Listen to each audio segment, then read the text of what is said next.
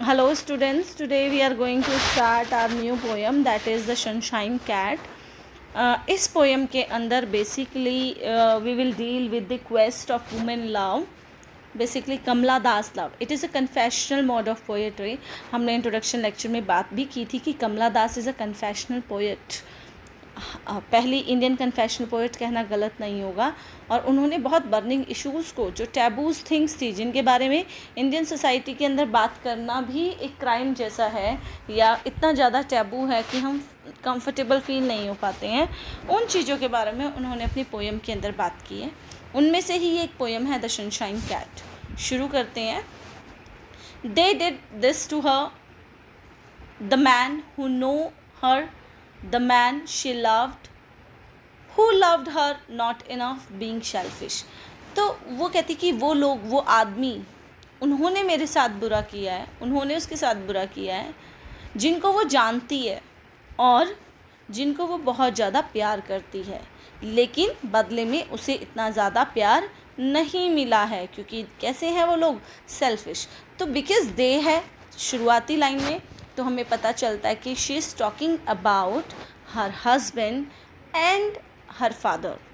Otherwise अगर सिर्फ अपने हस्बैंड को यहाँ पर डिनोट करना होता तो ही लिखती वो, लेकिन यहाँ पर दे लिखा है. तो मेल्स जो उसकी लाइफ में थे, जैसे हमें मालूम भी है कि जो उनके फादर थे उन्होंने बहुत अर्ली एज में उनकी मैरिज कर दी थी विदाउट हर विल.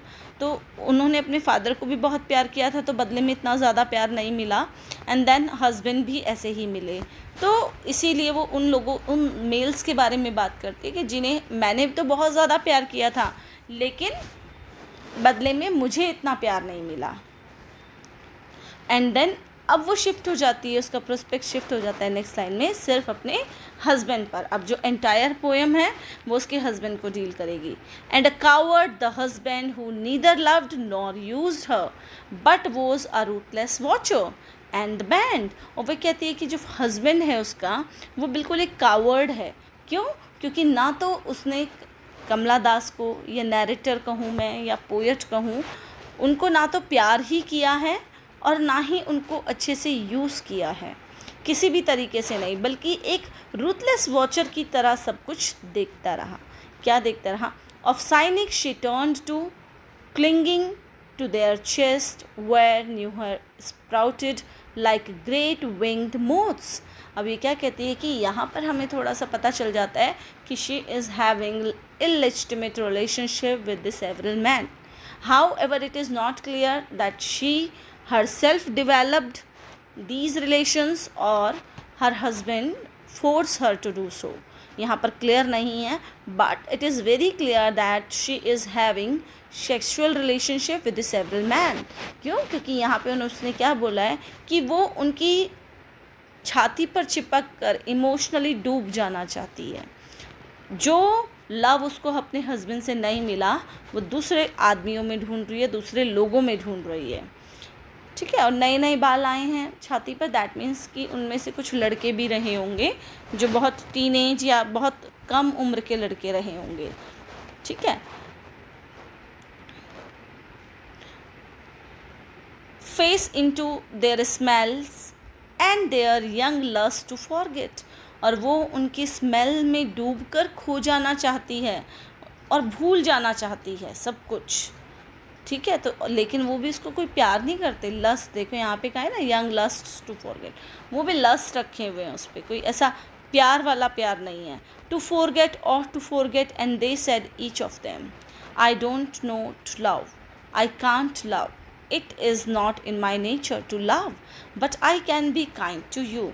वो कहती है कि भूल जाना चाहती हूँ, मैं सब कुछ भूल जाना चाहती हूँ. किस चीज़ को? कि जिन मेल्स को मैंने अपनी लाइफ में प्यार किया था उन्होंने नहीं किया, और मेरा हस्बैंड तो नंबर 1 का कावर्ड भी निकला, और उसने ना मुझे यूज़ किया ना मुझे प्यार किया. तो कहते हैं कि मैं भूल जाना चाहती हूँ, सब मेमोरीज़ को भूल जाना चाहती हूँ. लेकिन जो उसके लवर हैं वो क्या कहते हैं कि मैं प्यार नहीं करता और मैं प्यार कर भी नहीं सकता, ये मेरी नेचर में है ही नहीं प्यार करना. सी, आई डू नॉट लव, मैं प्यार नहीं करता, आई कांट लव, मैं प्यार कर भी नहीं सकता, it is not in my nature to love, मेरी नेचर में ही प्यार करना नहीं है, बट मैं तुम्हारे साथ थोड़ा सा काइंड हो सकता हूँ। काइंड इन द सेंस कि अगर तुम्हें कोई ज़रूरत पड़े तो I am there for you, but I can't love you, I can not develop an emotional bond with you. ठीक है, जिसके लिए वो ढूंढ रही है वो इमोशनल बॉन्ड बनाने से वो भी मना कर देते हैं। So this relationship is purely based on last. They let her slide from pegs of sanity into bed made soft with tears and she lay there weeping। अब होता क्या है, इन सब चीज़ों ने उसके अंदर pegs of sanity मतलब एक डिप्रेशन, एक पागलपन सा भर दिया है, जिसकी वजह से वो रोती रहती है और बेड के जो तकिए हैं या बेड पर जिस पे वो लेटी है वो भी रो रो के सॉफ्ट हो गया, मतलब गीला हो गया है, और बस वहाँ पर लेटी वो रो रही है और कुछ नहीं कर रही है।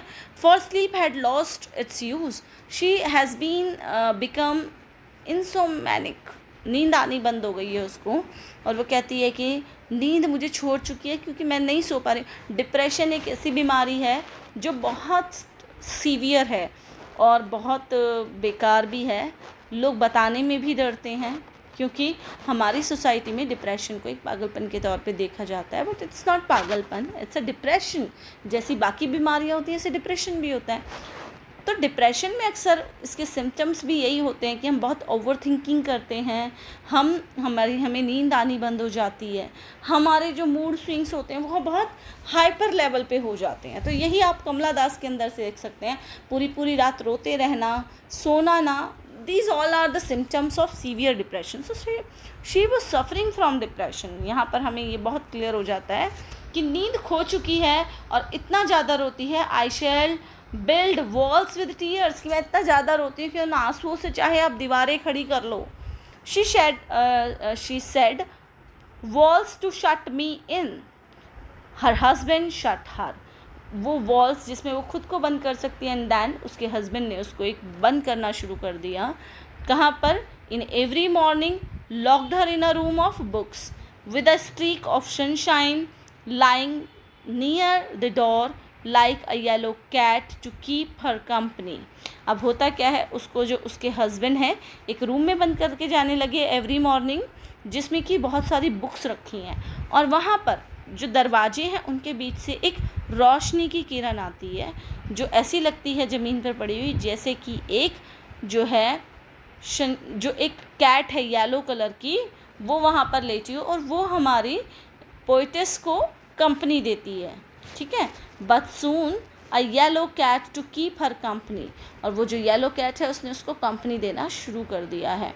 बट सून विंटर केम, लेकिन बहुत जल्दी ही सर्दियाँ आ जाती हैं, और आपको पता है हमारे इंडिया की सर्दियाँ कैसी होती हैं, जब बहुत ज़्यादा विंटर होती है in the month of November, not November but in December January, आपको धूप दिखती भी नहीं है। ठीक है, तो घर के अंदर आने का तो बहुत सवाल ही नहीं उठता।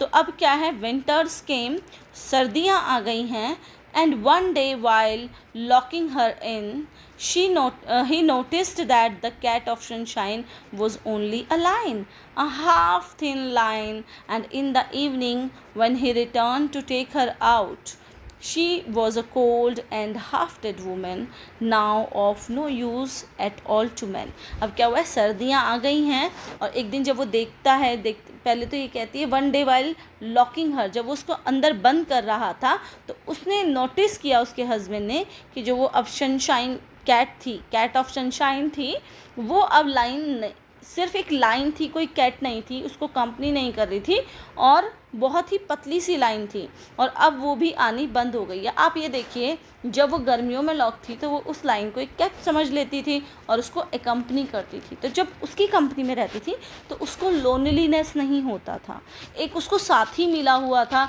शायद बातें शेयर करने के लिए, शायद अपने दुख को बताने के लिए, या अपने मन की भावनाओं को व्यक्त करने के लिए।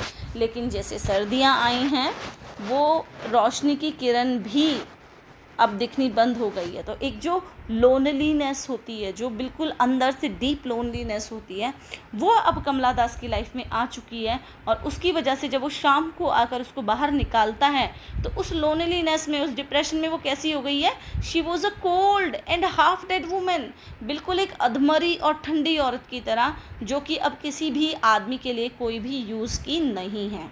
तो यहाँ पर ये पोएम ख़त्म हो जाती है।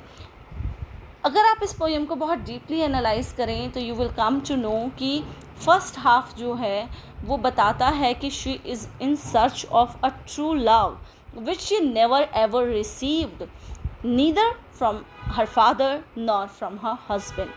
But later on, she talks about her husband throughout the poem. In the very beginning, we come to know that her husband is not maintaining sexual relationship or the emotional bond with her. That is the reason she, true love, finds so many lovers, and her husband watched her ruthlessly. And later on, when she was not able to find that love from her lovers as well, she feel a kind of a depression. She used to weep every night and she was insomniac. She was not able to sleep. Later on, her husband started to lock her in a room where a sunshine streak was her friend, and she compared that sunshine with a cat with whom she shared her experiences, her emotions, and treated that sunshine as a friend.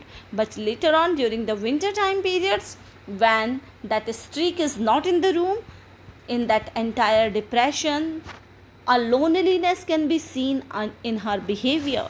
Now she become a half dead cold woman, and now she is not used for a man or any other person. So here I will end my lecture.